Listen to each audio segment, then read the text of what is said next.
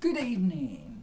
My name's Peter Kilner, and I'm the founder of Kilner Enterprise. Less about that at the moment. Let me tell you a bit about myself. I'm 42 in June, the 27th. I'm originally from Kent, Gravesend, and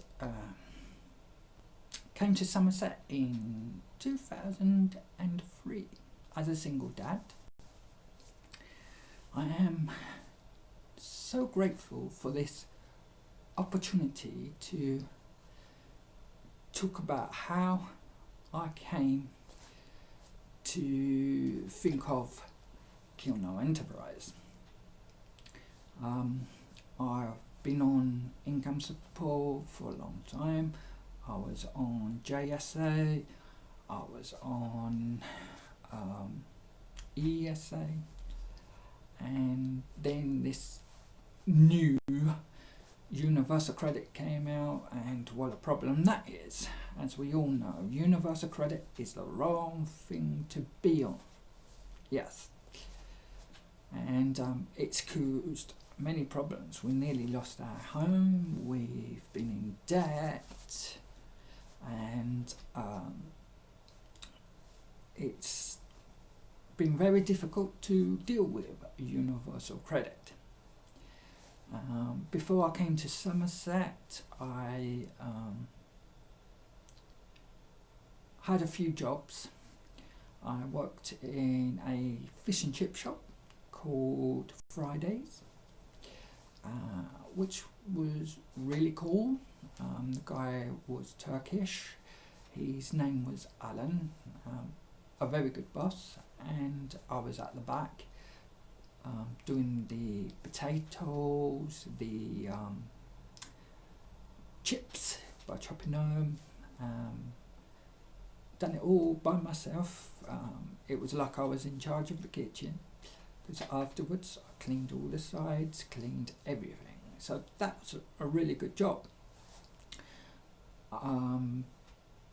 Before that, I was doing agency work, and didn't go very well, but that didn't stop me. I kept going to different places, and also before that I was doing a NVQ level 1 for hotel receptionists, because I wanted to be a porter, any kind of porter working in a hotel, and I was on a bridging course before that because I didn't have much education. I was brought up in a children's home from the age of 8, where I met some really good people, and well, that's less about the past. Let's talk about why we're here. Well, the reason why I thought I'd do a video is to actually show how these people who do other YouTube videos have worked for me, and how it's gave me more opportunity to really be myself, and to let me think here now, to know, even with a disability or depression, or that you still can come up with ideas to do a business, you know. The reason why I started to do my own business is because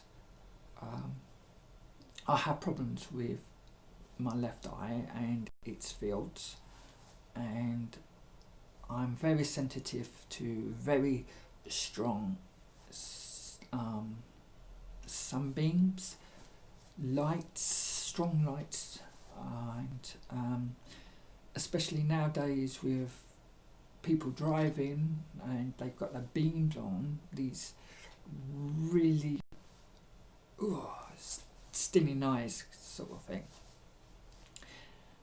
I was born with it, and as I said, I haven't had much of an education. But don't get the wrong impression of me. I have been self-taught. I've taught myself many things because in the home there were so many of us, so we had to learn to cope with so much and teach ourselves basically. And I am grateful for that, because the sort of business I'm doing is the sort of thing I started in the home without realizing, because sorry, I keep saying again, and those who have seen my videos on my Facebook, if you've heard of Kill No Enterprise, will notice sometimes I go, it's not I'm doing it deliberately, it just helps me to think out loud what I want to say, and help people who's ever going to be watching this video, that if you're lonely, you feel an outcast, you just want to give up on everything, you can't find a job you can do, or you don't have friends, so you don't know how to communicate from the outside. And I've been through all this, so it's not like I'm talking about something I don't know, because I've been a single dad. I've had some really hard times and got through them with help from a few people, and to realise that you can't change people, but you can change yourself. And to do this, to truly believe in yourself, forget what others have said about you. You know, I was bullied 24/7 when I was at school, until I went to Roe Hill in Dartford, Kent, which was a mixed school of people with severe disability and those who had learning difficulties but could really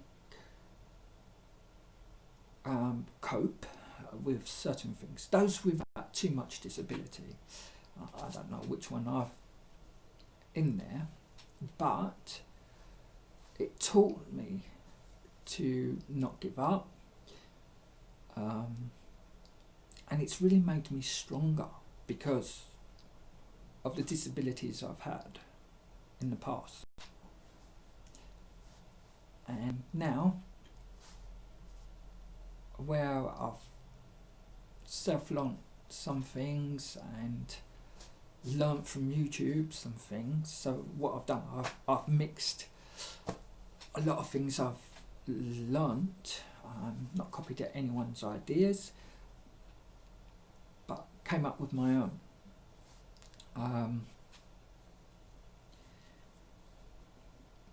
4 years ago, it got to the point where I felt I needed to get off income support, and I kept on thinking, because about 6 years ago, with my disability money, I started buying like Star Wars books, Star Wars toys and other figures, and then I looked back at a few journals I've done, and where I've stated all along in each journal how I really want to do my own business and help other people, and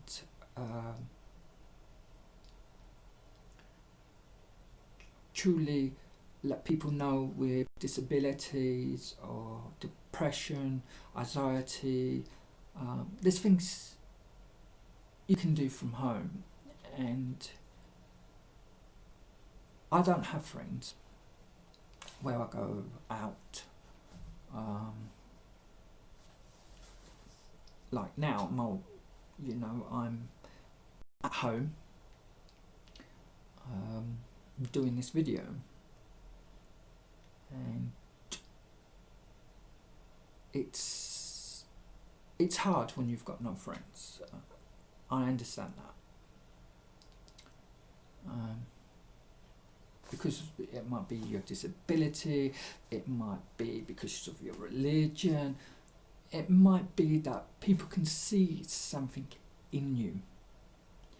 And when I was with my foster parents, they kept on saying, oh, you're not going to make up to anything, you're going to be like this person, you're going to be like that person, and it sticks in you. And this is where you have to come past that. Retrain your thoughts, your mind, and say to yourself, I am me. I'm no one else. I am me. Don't change for anyone else. Change because you want to. If you want to come more spiritually, if you're religious, or more self-controlled, you can do it. You can do anything you want. And there's at least 3 keys I've learned by writing my journal. And this is a very crucial point. Is if you've got some deep emotionals, you don't have friends to talk to. You really want to get past a certain part of your life. But how can you do it? You've tried counselling, you've tried medication, and it just doesn't work. Well, this is how you can do it. Each day. Now, excuse me. If you're not good at writing or expressing yourself, it took me a long time to get this far.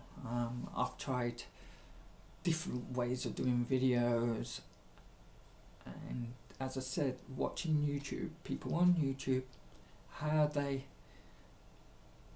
express themselves or try to explain things. But this is more deep. You can start with pictures. So you might wake up first thing in the morning feeling grumpy, upset about something. If you've got a hard book, A4 paper, draw characters how you feel. If you're feeling happy about something, something's good, keep your mind on that happy thought. Put it in your journal as a picture, or write about it.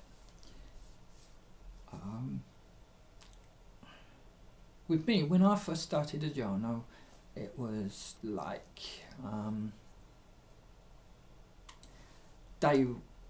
say if it was like Tuesday the 8th of May 2000.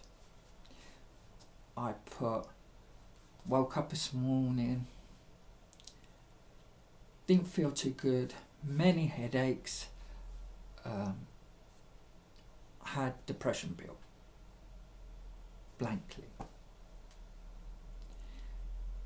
Then I would put, had to sleep an hour ago, feeling a bit better to try a start again. Took my sleeping tablet whatever time, you know, and it's a good way of keeping records. So like, you know, or the other thing I used to do, I haven't done it for a long while, is listen to songs and then try and think of my own sort of words, how I was feeling. So like, if I felt, why do people want to pick on me all the time? Why? What have I done to them? Why? Why is there so many arguments with families? And that's something else I want to talk a bit later on different videos, because what I'm trying to do here is show you that there is people who do truly understand, and how you could do a business from home. And if there is any lonely people out there, I do have a couple of emails. You can send me anything you want, how you're feeling, how can you express yourself. Another thing I truly want to get out, and if people can come up with an idea, I'll be very grateful, is social services. Social services has destroyed quite a bit of my life. They have truly believed my stepdaughter on things which never happened.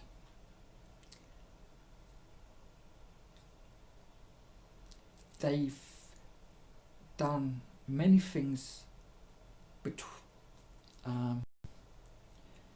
to make their case,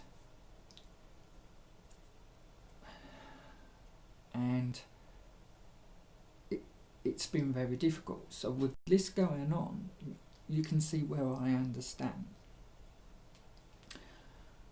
The things my stepdaughter has said about my son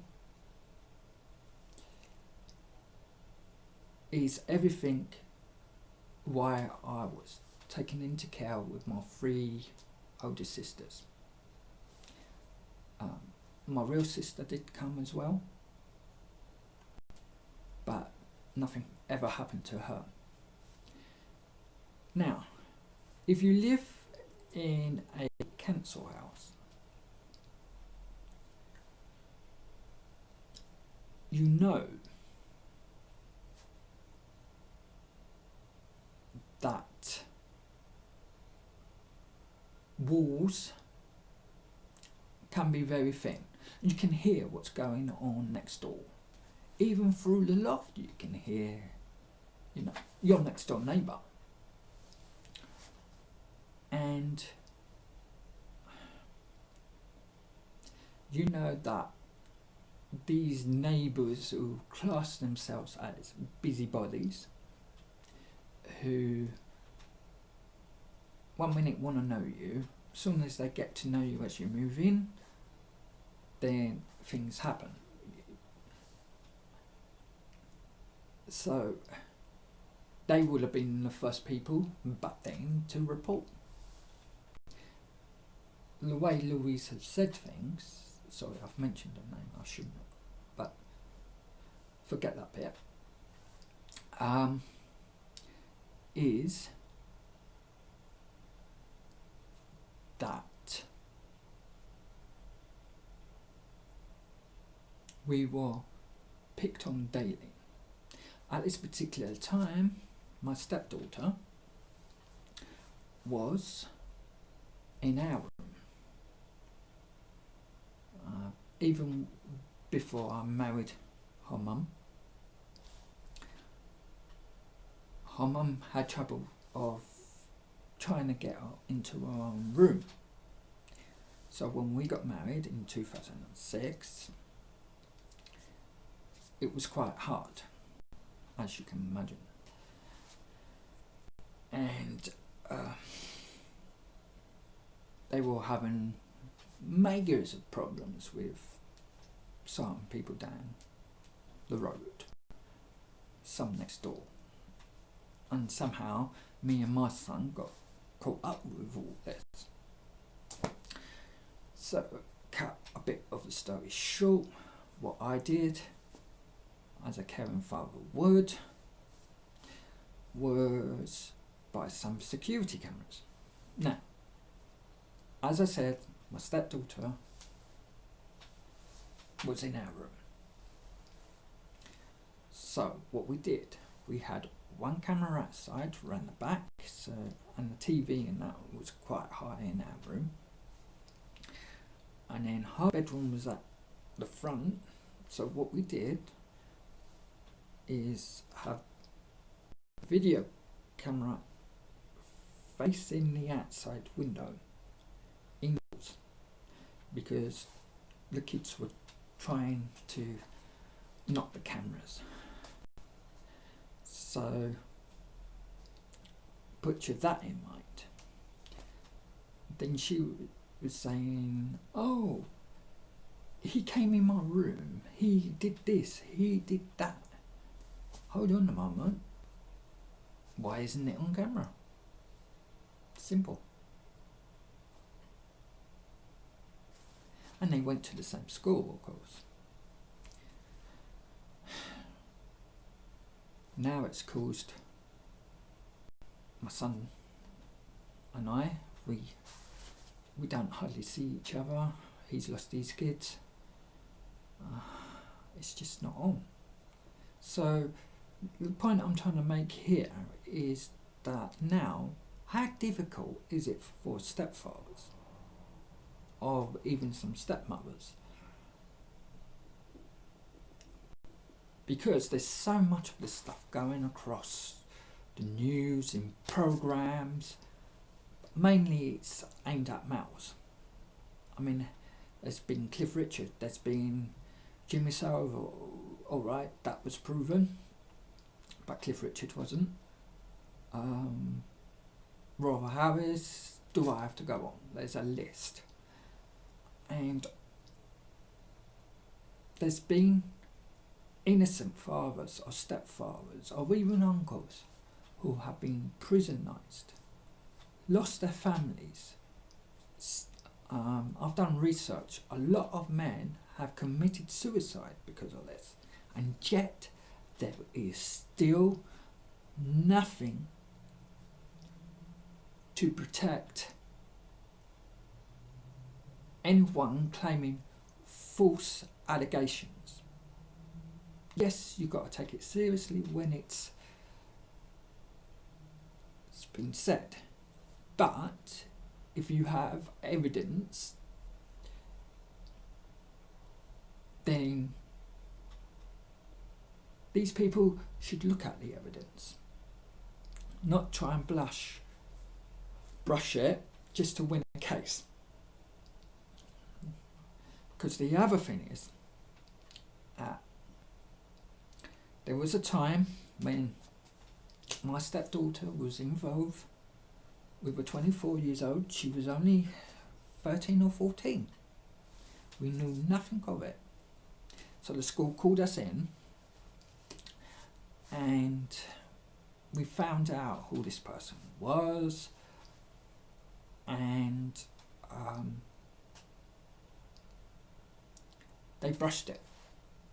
Okay, social worker came, talked to my stepdaughter and us, explained what he found out, and this guy was actually with several different young girls, and even a couple of my stepdaughter's friends. Been in trouble with the law, been in prison, yet they didn't want to do nothing about that. But this social worker asked my stepdaughter if anyone has touched you in any way or done things to you. She said no. Now let me repeat that. She said no. Okay.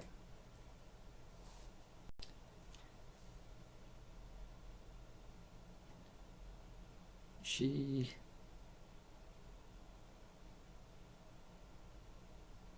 was also asked to get checked out. She declined it. Then, because she was harming herself, we had cams involved. She was seeing this lady at school, and soon as we saw this person once or twice,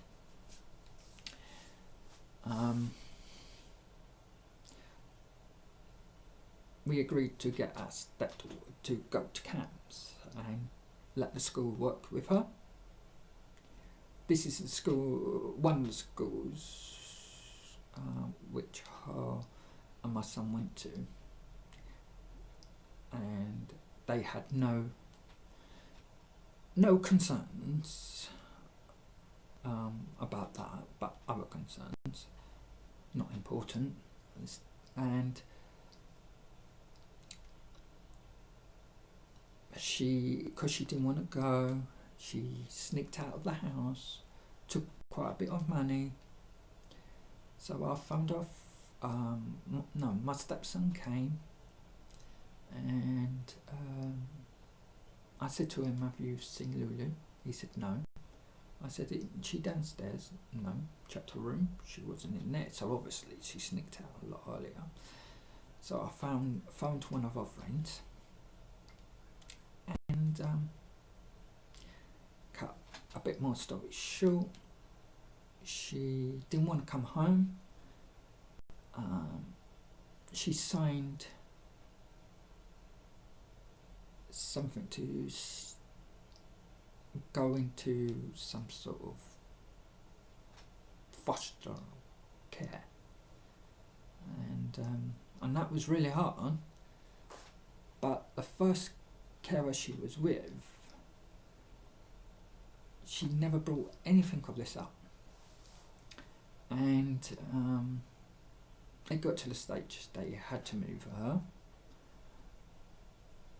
and so her next family, she was still having problems, and about 3 months or so, she came out with this story about my son and me, hoping that it would cause a massive row, but to get me off the scene, basically. But it never worked because, but she still says it's happened. But then try and picture this. Now she's saying all this. Last day of court, her and her friend got drunk. They were meeting lads, older lads, and that night Lulu found,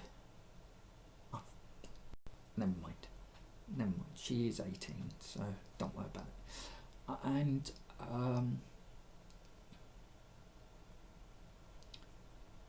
she's accused this guy for doing things as well. On the day she knew we were having last call. Now, why rush into relationships if you're accusing someone and then you accuse someone else? It doesn't make sense. And we weren't even allowed to put our points across. Even our solicitors didn't do a good job. So, if you are in a situation with social, or you are thinking of going with someone who's got a child, remember there isn't any protection for you. My problem is with this is that it's gonna have a big effect on men who might really like someone and they've got a child, a female child. It's going to be very difficult for them to get close because of all these allegations. There's no help whatsoever. So, what I'm thinking of, if anyone out there knows how to, I don't want to get at my stepdaughter at all, but what I want to do is get the truth out. And I will be showing you bits of clips to prove what I'm saying is true, because you don't know me. You could think, oh, he's just sitting there making it all up, you know. We haven't seen the evidence. But I'll let you look at the evidence and you can decide yourselves if you think she's telling the truth or I'm telling the truth. But the fact is, what keeps coming back in my mind is what happened between her and this older boy, because that's where the trouble came.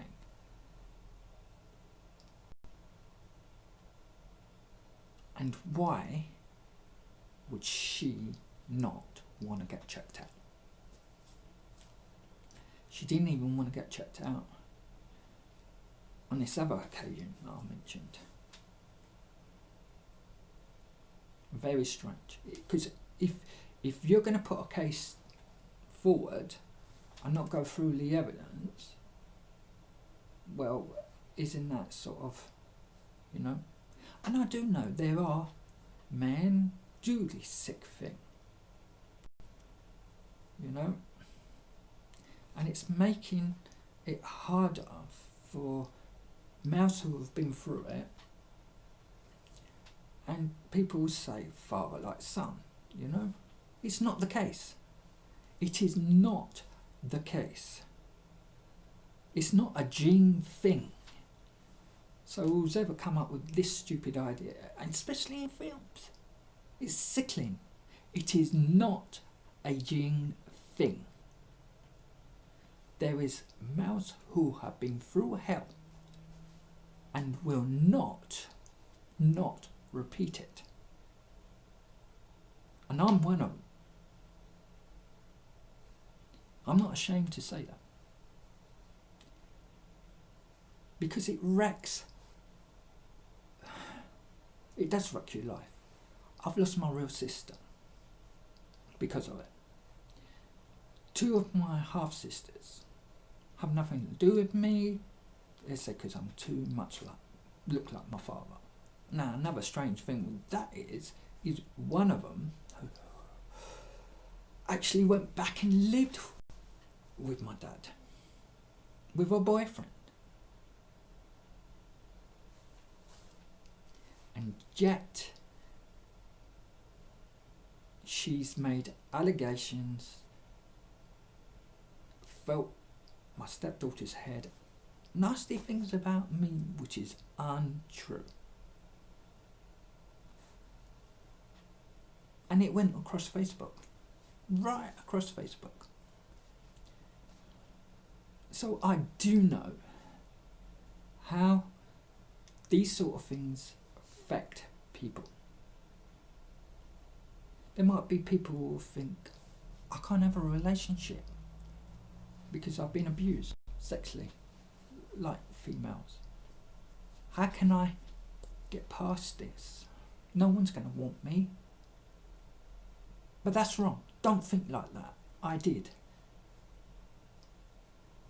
Because you are better than the person and you can get through it. Yes, it takes work. But we can't hold on to the past and think all males are like that. Because we're not. Some of us are really, really good males who will do anything for other people or for their partner, their lover, and not think of themselves. They are good men out there, ladies. Believe.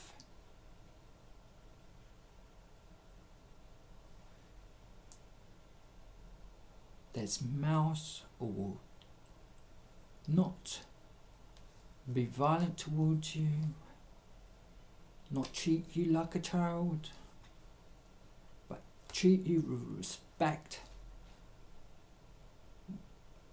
and anything else. And I know there are so many females who will probably be watching this thinking, I've got no clue. I'm just going to say this once. I was the only male in my family. When I started to learn what was happening at home, I took on the guilt that I couldn't protect those girls. It controlled me. It controlled my life. And still, this thing which I've just been talking about has opened those doors. It's been hard to try and push the past back. But with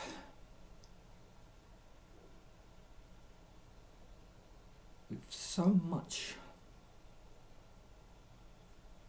learning and knowing truth. Now, sorry, this video is a bit long. I might take a few bits out which aren't important.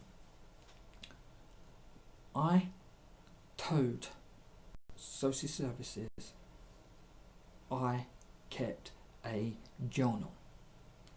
They didn't even want to read it. They said I could just be sitting there making it all up. Well, isn't it like a statement? What about when the police writes a report? Or social workers type out their reports? Not half of it's true, but yet court read them.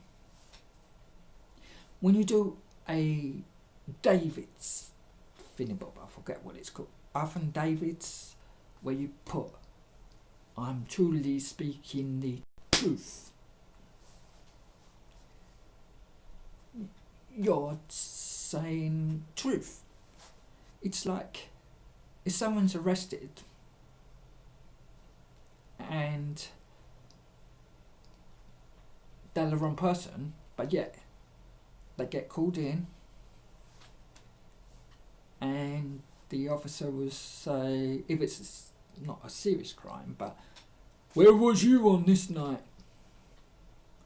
Or have you got an alibi for this day, for that day?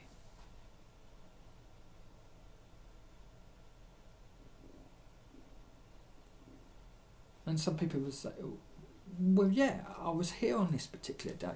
I was there. Can you prove it? Yes. You know, my journals are more than journals.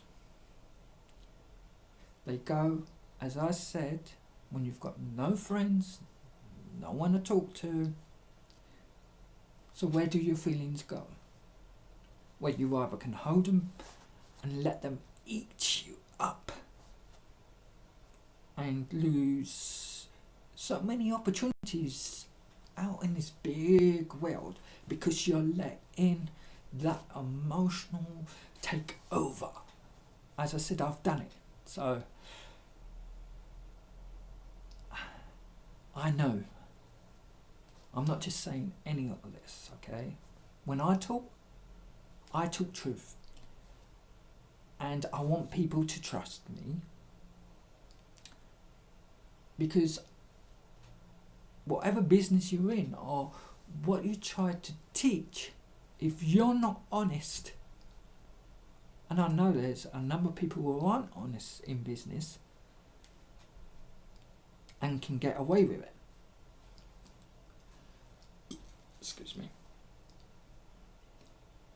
But when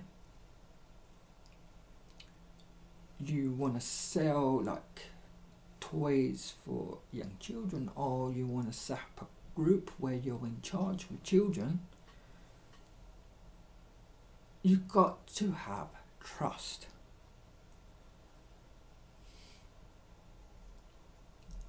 Now, I'm not doing this to be popular. I'm not doing it to say, hey, look at me, you know. I'm doing this to express that you, whatever situation you're in, can get through it. And if you want to start a business, you can do it. You've got to believe that you can do it. And when you know you're telling truth, you never give up on that. Never ever give up on truth. Because truth will get you far.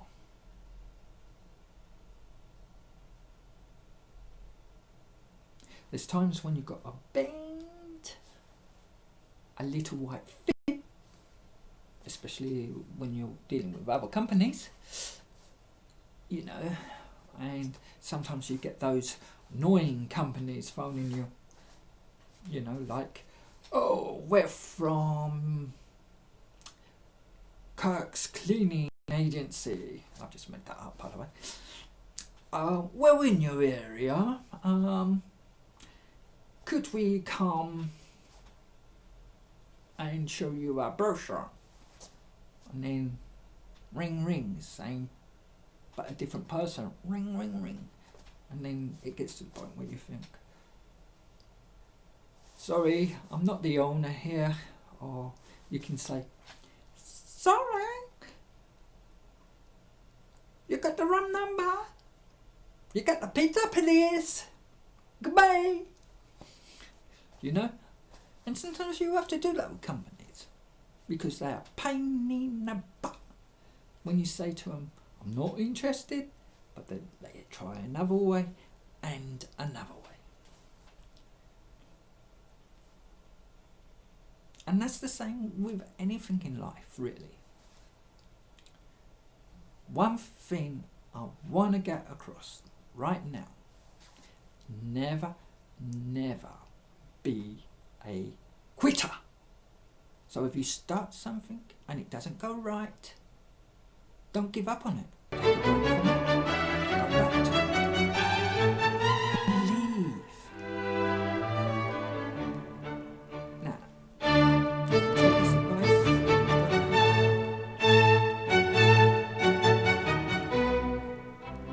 Look deep inside and think of all the good things you've had. Write them down.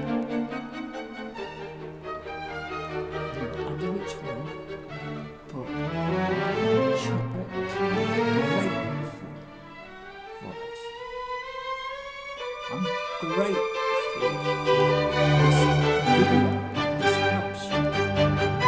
I'm grateful being alive at least.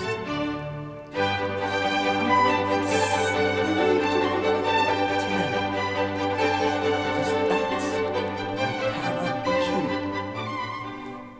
One power key. So it's also coming back to the journal. I am grateful someone bothered to phone me to see how I am.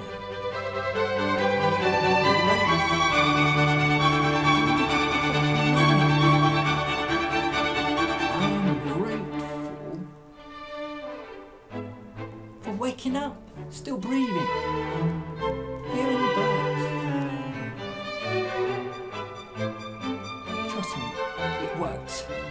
I wouldn't be doing this video if it doesn't work, because I've had one of the best weeks of my life.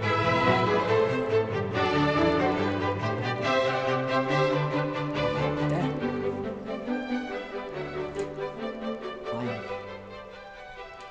finding ways to erase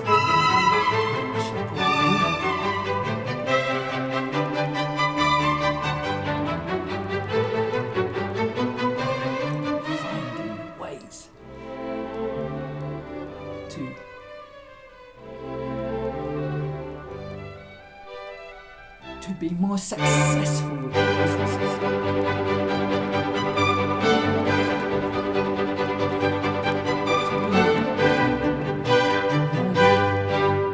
And stand for the things I know is, and here's that word again, truth.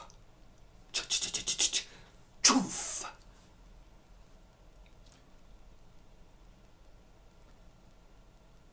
It doesn't matter if others do not believe, but you know something's true. Well, I hope this video has been helpful. As I said, it is my first sort of video doing this, and hopefully in my next video I might come up with other things, but I thought I'd get this introduction out of the way, and I've probably gone from one subject to another subject, but it all comes one, totally. So if there's any lonely people, you need a friend, you've got one, okay? I'll be your friend. You can email me, you can go to my Facebook, and I will give all these things maybe on the next video, but I wanted you to know more about me at the moment. And if there's any females out there who feel lonely, have no friends to hang out with, but live in Taunton, it's that word, Taunton, Somerset. I am from Taunton. Or if you're from Minehead, Watchet, Winnington, and you want a special friend, whatever you need to have a better life, not marriage, forget that one. No, I'm talking about, there's some women who totally feel alone, and there's males who feel alone too. As I said, I'm one of them. So, as I said, if you like this video, see you in the next one.